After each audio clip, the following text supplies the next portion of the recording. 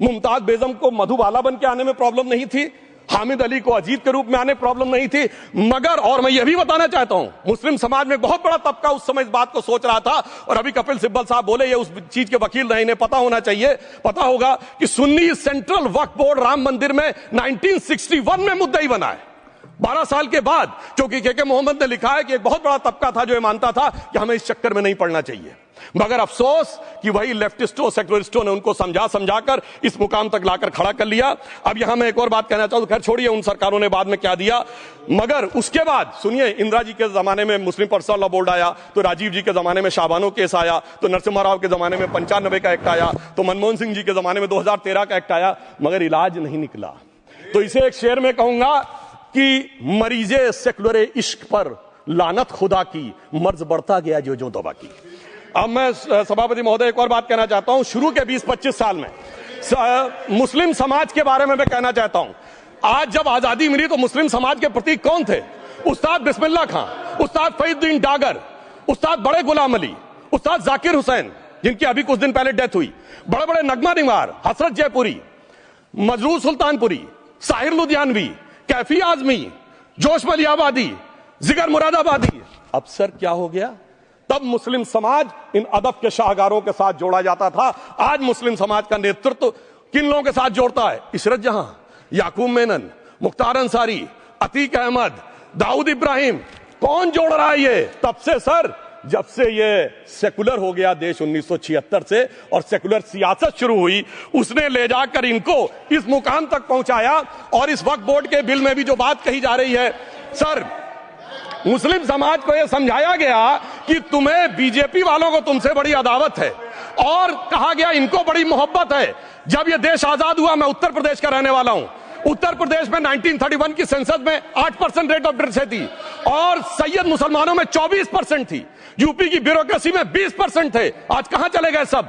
मैं एक लाइन में कहना चाहूंगा, ये अदावत और मोहब्बत की सियासत में ऐसे फंसे कि किसी को किसी की मोहब्बत ने मारा, किसी को किसी की अदावत ने मारा, मगर इस शराफत अली को सेकुलर सियासत ने मारा। और मैं सभापति महोदय एक और बात कहना चाहता हूं कि मान्यवर सुधांशु जी ने मुसलमानों के लिए कुछ नहीं किया है, इंडिया अलायंस के लिए किया है। अब मैं एक एक कर बता देता हूं। अरे सुनो ना भाई, आप सुनो तो। अरे दिग्विजय सिंह सुनिए, मैं खड़ा हूं ना अपने पैर पर।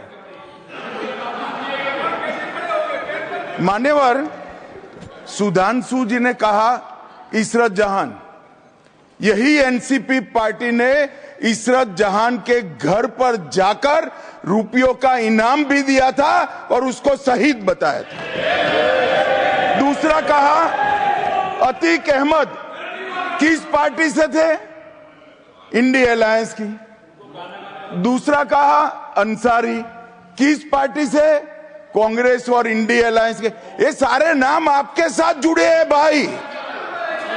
उल्टा उन्होंने तो मुसलमान कम्युनिटी से तो ढेर सारे शायरों का नाम दिया जिन्होंने साहित्य की सेवा की और ढेर सारे साहित्य की रचना की। मन Sudhanshu is not yielding now.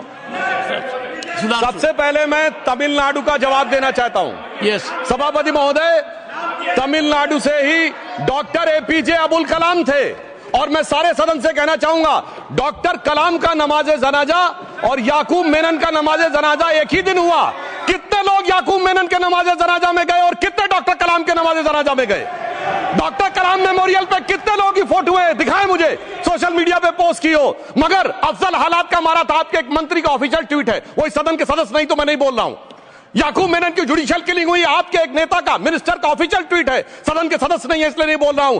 और सर 26/11 आरएसएस ने कराया, सदन के सदस्य बैठे हुए हैं, हाफिज साहब और सुनिए जाकिर नायक शांति का मसीहा सदन में सदस्य बैठे हुए हैं। सर किसने जोड़ा? मैं नहीं कह रहा हूं जोड़ा, हमने किससे जोड़ा मैं बताना चाहता हूं।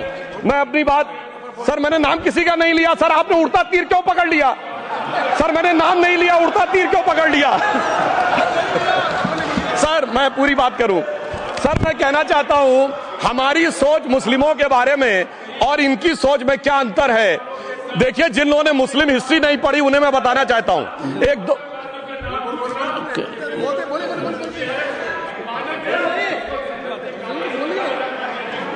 सभापति महोदय, मैं थोड़ा उन लोगों को इस्लामिक हिस्ट्री के बारे में बताना चाहता हूं। Honourable Digvijay Singh, please, no, I'll give a chance. I'll give. माननीय सदस्य, ऑनरेबल दिग्विजय सिंह जी, माननीय सभापति महोदय, जो माननीय सदस्य ने बात कही है, मैं सुन रहा था डॉक्टर त्रिवेदी जी की बात। उन्होंने कहा था ऐसे ऐसे ऐसे मुसलमान हम लोगों के साथ हैं और वैसे वैसे मुसलमान इन लोगों के साथ हैं। बात यह है कि आपने जिस तरह से इस पूरी बात कही है, ये घोर आपत्तिजनक है, अपमानित करती है, और जो माननीय सदस्य ने भी मेरे बारे में भी कहा है, मैं उनकी निंदा करता हूं। Honourable home minister, honourable home minister, honourable home minister, एक second. Okay, one second, your mic will be on. जी महोदय, मुझे ये सब कहने की जरूरत नहीं है, लेकिन जो गुजरात में दंगे और फसाद हुए, कौन कौन उसके लिए जिम्मेदार थे, बताइए। ऑनरेबल होम मिनिस्टर,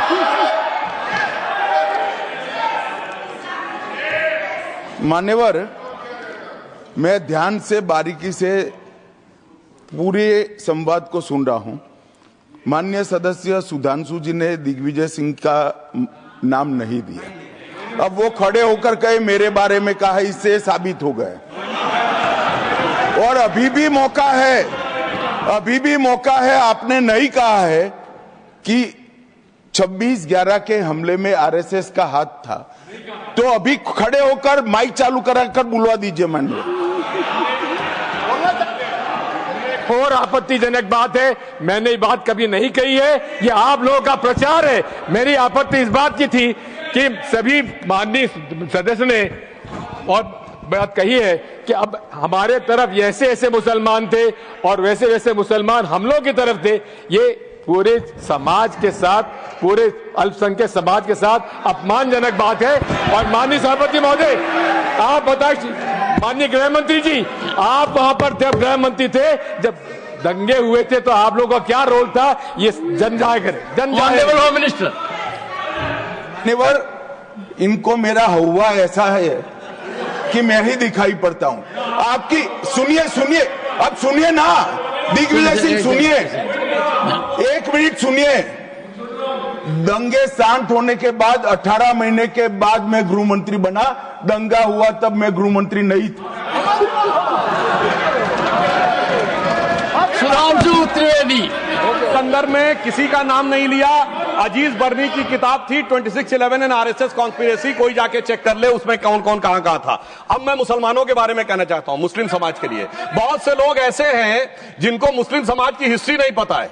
मैं बताना चाहता हूं, भारत से जब न्यूमेरिक सिस्टम सबसे पहले गया तो अल जहार थे सबसे पहले, जिन्होंने जाके 1793 में जो सूर्य सिद्धांत था उसका अरबी में ट्रांसलेशन हुआ सिंध हिंद।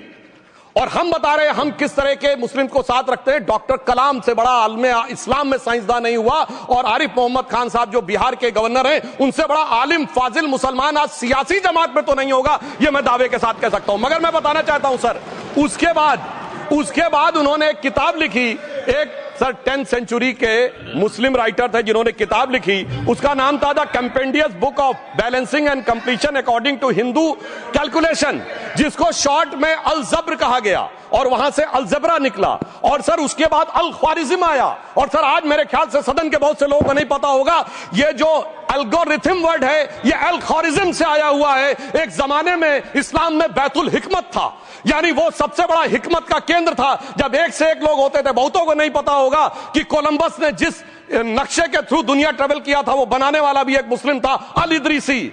मगर सर एल्गोरिथम आज ऐसा बदला कि एआई के एज में दलगत भावना से ऊपर उठकर औरंगजेब के साथ खड़े हो गए। सर ये एल्गोरिथम किसने बदल दिया?